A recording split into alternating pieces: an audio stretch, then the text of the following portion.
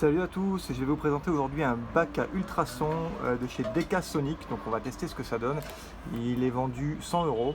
Il a une contenance de 3 litres d'eau, ce qui permet de mettre des carcasses d'armes, culasses d'armes, réducteurs de son et évidemment des étuis, puisque vous avez un panier qui vous permettra d'en mettre une certaine quantité. Je donnerai un petit peu plus tard, quand j'aurai fait des tests, le nombre d'étuis qu'on peut mettre. Donc il a été rincé. On va mettre tout de suite les étuis et puis je vais vous expliquer la solution que j'utilise pour le nettoyage. Donc nous avons ici des étuis de 9 par 19 qui ont été tirés 2 ou 3 fois sans être nettoyés. L'acide citrique qui se trouve juste là, 2,7 kg pour 13 ou 14 € je crois, livré sur Amazon. Donc vous en mettez 4 cuillères à café pour 1,5 litre d'eau. Il faudrait logiquement ajouter du savon en poudre aussi, que je n'ai pas, donc on va le remplacer par un petit peu de liquide vaisselle pour faire l'essai juste ici. Donc on va voir combien d'étuis on arrive à mettre. À mon avis, certains vont passer à travers. Il faudra les récupérer un peu après. Pour les étuis de 45, 223, 300, etc., ça ira peut-être un peu mieux. Ou il faudrait resserrer les mailles en passant du fil de fer dedans, ça doit être possible. Voilà, mais pour le 9,19, ça passe un peu à travers.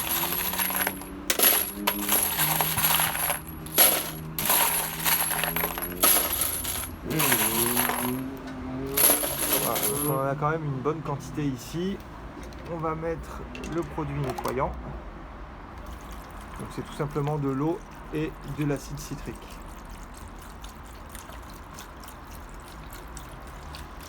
Pour ceux qui ont pu déjà expérimenter le nettoyage des étuis avec du soda, en fait dans votre soda, ce qui va nettoyer, c'est l'acide citrique. Voilà, l'acide citrique plus l'effet un peu des bulles va nettoyer vos étuis. Autant prendre directement, ça coûte moins cher que le coca, directement de l'acide citrique.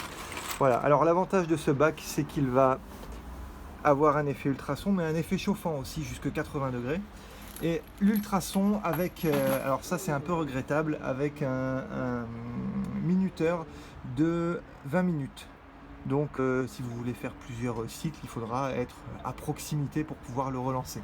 Je pense, j'ai pas vérifié si on pouvait le mettre uniquement sur on et le laisser tourner constamment. Donc je vais ajouter un tout petit peu de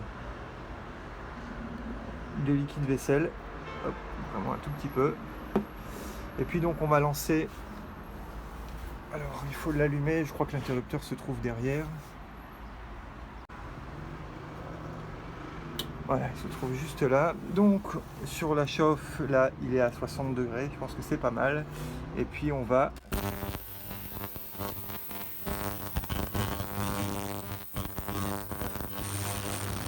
faire ça, on reviendra dans 20 minutes. Voici le résultat après un cycle de 20 minutes. Donc les étuis sont relativement propres, on verra après en rinçant ce que ça donne à l'intérieur. Voilà donc le résultat sur des étuis. Avant, après. Donc on a, voyons ici, l'intérieur des étuis qui est propre. Alors pas tous, certains, voilà, comme celui-ci sont encore sales, mais globalement ils sont propres à l'intérieur. Celui-ci est un peu plus foncé, mais c'est normal, il est propre, c'est l'étui qui est comme ça. Pour les étuis, ça fait le boulot. En 20 minutes, le job est fait. En tout cas, de ce que j'en attends, moi je ne souhaite pas avoir des étuis ultra brillants, etc., comme s'ils sortaient d'usine. Je veux que ce soit propre pour, d'une, protéger mes outils, de deux, éviter d'avoir trop de résidus à l'intérieur de l'étui. Voilà, après, nettoyer le puits d'amorce, si jamais quelque chose venait légèrement obstruer un puits d'amorce, de toute façon l'aiguille de désamorçage va le virer, et au besoin, l'amorce suivante percutée fera le boulot. Voilà, donc on va essayer maintenant d'autres types de nettoyage avec le bac à ultrasons. Nous allons maintenant tenter de nettoyer un compensateur qui est vraiment dégueu. On ne s'en rend pas vraiment compte, peut-être ici. Ouais, il y a une épaisseur de crasse qui est vraiment énorme à l'intérieur. Ici ça va à peu près, mais c'est vraiment au niveau des évents. Voilà, on s'en rend compte, je ne sais pas si... juste là à l'intérieur. Donc on va le passer au bac à ultrasons et puis on va voir comment il va ressortir. Déjà si le traitement de surface va résister, et puis surtout je pense qu'on jugera déjà à l'état de l'eau la quantité de nettoyage. Et puis peut-être sur le compensateur en lui-même, on verra. Donc je vais ajouter la solution. Donc nous allons immerger le compensateur.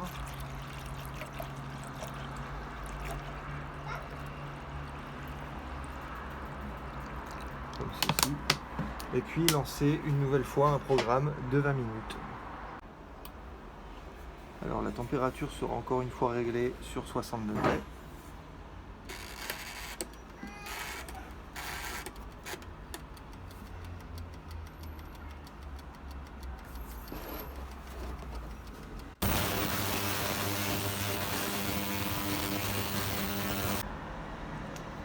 Voilà, donc après un cycle de 20 minutes, c'est encore chaud, fumant. Donc l'eau est légèrement sale, mais en tout cas bien moins que ce que c'était avec les étuis tout à l'heure. Par contre, au fond de l'eau, je ne sais pas si vous voyez, voilà, on a de gros dépôts qui sont partis, donc je vais regarder un petit peu la pièce que ça donne. Ah oui, c'est impressionnant. C'est comme neuf. Je ne sais pas si on s'en rend compte. Voilà, on voit vraiment. Donc ça a enlevé absolument tous les dépôts.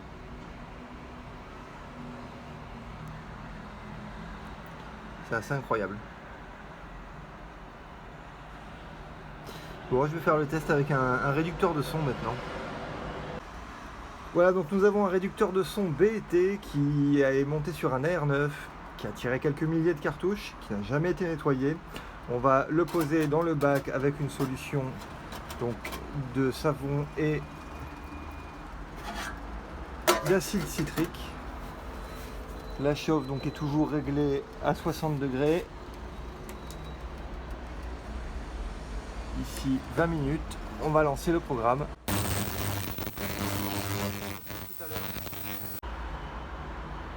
Le cycle de 20 minutes est maintenant terminé. Nous allons voir le résultat.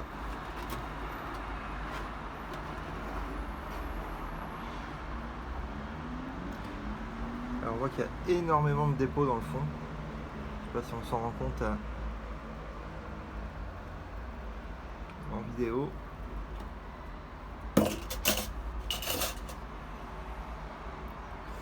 Alors, le réducteur de son est très très chaud.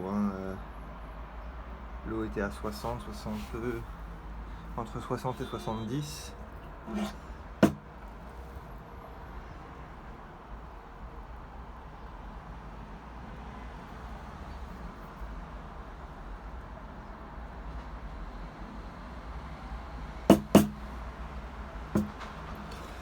Voilà, donc difficile de se rendre compte de l'effet nettoyant que ça a pu avoir dessus. En tout cas, on voit les dépôts à l'intérieur qui sont vraiment en quantité. Donc ça a de toute façon eu un effet bénéfique sur le nettoyage. Je pense qu'une ou deux sessions supplémentaires pour vraiment bien nettoyer pourrait être utile. À la limite, avec un endoscope, je pourrais contrôler l'intérieur, ce que je ferai peut-être. Voici une autre série d'étuis qui a été nettoyée avec le bac à ultrasons. Donc on peut voir que l'intérieur des étuis, sauf quelques exceptions, est propre. C'est exactement ce que je recherchais pour un bac à ultrasons qui coûte vraiment pas cher. Alors sur Amazon il est à 109 €. Vous le trouvez en Chine parce que c'est de là qu'il vient évidemment pour 95 $ plus les frais de port. Donc clairement ça vaut pas le coup. J'ai pas grand chose à dire de plus si ce n'est qu'il est efficace. Je pourrais pas parler de la durabilité parce que ces tests je les ai fait très rapidement. Entre les premiers tests et maintenant nous sommes à 24 heures d'utilisation.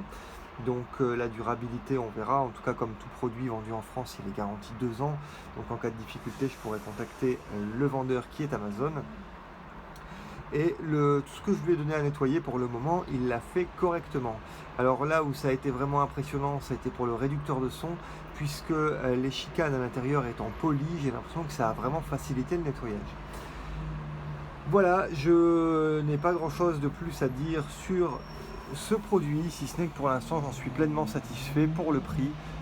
On est très loin des bacs à ultrasons qui coûtent une quarantaine d'euros, sur lequel on met une simple petite poignée d'étuis qui sont en plastique, qui nettoient pas très bien. Ici vous êtes sur un petit peu plus du double en prix, mais clairement 60-70 euros de plus, c'est vraiment pas énorme pour un produit qui pour le coup fonctionne bien, est capable de concurrencer des systèmes un peu plus sérieux. Alors pourquoi je voulais pas de tumbler sec? Parce que j'en ai déjà eu et c'est vraiment très chiant, ça laisse de la poussière, etc. Enfin bref, je n'aime pas. Et les tumblers humides, c'est la même chose. Alors c'est extrêmement efficace, il n'y a rien à dire.